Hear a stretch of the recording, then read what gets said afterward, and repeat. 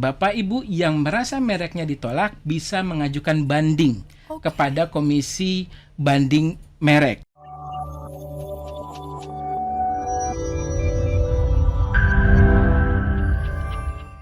Tahapan untuk proses pendaftaran merek di DJKI ini seperti apa? Apakah kemudian Pak Adel, ini saya punya nama ini, tolong ya 6 bulan atau mungkin 8-9 bulan. Apakah ada tahap-tahap yang mungkin kita harus mempersiapkan, ada formulir-formulir tertentu atau seperti apa ini Pak Adel? Ada. Dan mungkin ini menjadi satu pertanyaan yang penting juga buat kita semua. Iya.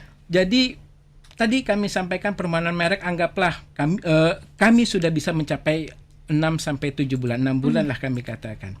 Nah, permohonan merek itu pertama yang dilakukan adalah kita mengajukan permohonan merek itu ke Direktorat Jenderal Kekayaan Intelektual. Caranya gimana? Kan pertanyaannya begitu.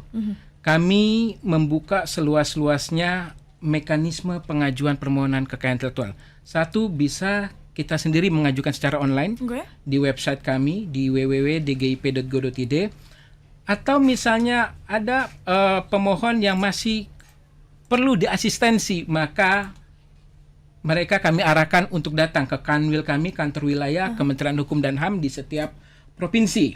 Jadi rekan-rekan kami di Kanwil Kemenkumham di setiap provinsi akan memberikan asistensi mengajukan permohonan merek. Kemudian kalau misalnya Pak, kami jauh, kami kan di kabupaten, misalnya, masa kami harus ke provinsi? Kami juga bekerja sama dengan dinas-dinas terkait. Dalam hal ini mungkin perdagangan, perindustrian, usaha mikro dan kecil di tingkat provinsi tingkat 1 atau tingkat provinsi 2. Dan kerjasama ini itu menciptakan dinas-dinas tersebut dapat memberikan asistensi pengajuan permohonan untuk di wilayahnya. Jadi kami turun sampai ke level kabupaten atau kota. Nah, apabila misalnya masih belum juga dirasa misalnya cukup, istilahnya ada yang namanya konsultan kekayaan intelektual. Nah, konsultan kekayaan intelektual ini adalah satu profesi. Otomatis kalau profesi, ketika Bapak Ibu mengajukan permohonan merek, pasti ada yang namanya biaya. Tetapi kalau kami tadi katakan mandiri melalui Kanwil, melalui dinas, itu pure semacam mereka hanya memberikan asistensi. Nah, semacam itu. Jadi terkait dengan permohonan, mekanismenya banyak. Kemudian ketika sudah diajukan permohonannya, maka akan dilakukan yang namanya pemeriksaan formalitas. Yang dimaksud dengan pemeriksaan formalitas hanya memeriksa apakah kelengkapan yang disampaikan sudah sesuai dengan peraturan perundang-undangan yang berlaku. Kalau sudah, maka merek tersebut akan dilakukan pengumuman. Nama kami katakan publikasi merek di berita resmi. Itu diumumkan merek yang kita ajukan itu selama 2 bulan.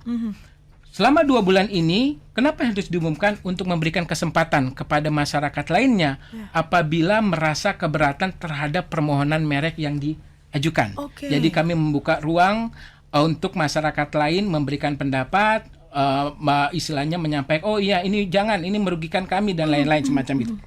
Setelah dilakukan pengumuman, maka dilanjutkan dengan pemeriksaan substantif. Nah, inilah yang sangat penting di substantif ini.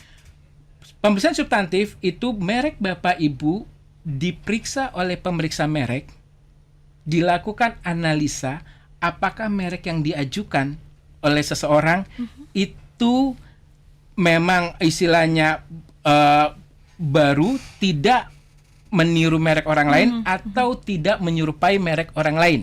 Nah, ketika pemeriksa merek tadi istilahnya sudah memeriksa, oh ini tidak meniru merek orang lain, ini tidak menyerupai merek orang lain, maka pemeriksa merek akan memutuskan merek ini dapat didaftar. Tetapi kalau pemeriksa merek mengatakan, oh ini menyerupai merek orang lain, oh ini meniru merek orang lain, sebagaimana pasal 20 dan 21 Undang-Undang Merek nomor 20 tahun 2016, maka pemeriksa merek akan memutuskan merek ini ditolak. Jadi pengajuan merek itu ada 2 output, didaftar atau ditolak. Nah, ketika didaftar, otomatis Direktorat Jenderal Kekayaan Intelektual akan menerbitkan namanya sertifikat hak merek. Nah, ketika ditolak, maka kami akan mengirimkan surat namanya surat penolakan. Tetapi surat penolakan ini masih bisa perdebatkan. Bapak Ibu yang merasa mereknya ditolak bisa mengajukan banding kepada Komisi Banding Merek. Nah, di Komisi Banding Merek ini akan menganalisa kembali, benarkah keputusan dari pemeriksa merek? Kalau benar, maka tetap ditolak. Kalau dianggap tidak benar, maka merek tersebut bisa diproses di daftar semacam itu. Nah, itulah secara keseluruhan proses prosesnya ya. permohonan merek. Jadi demikian.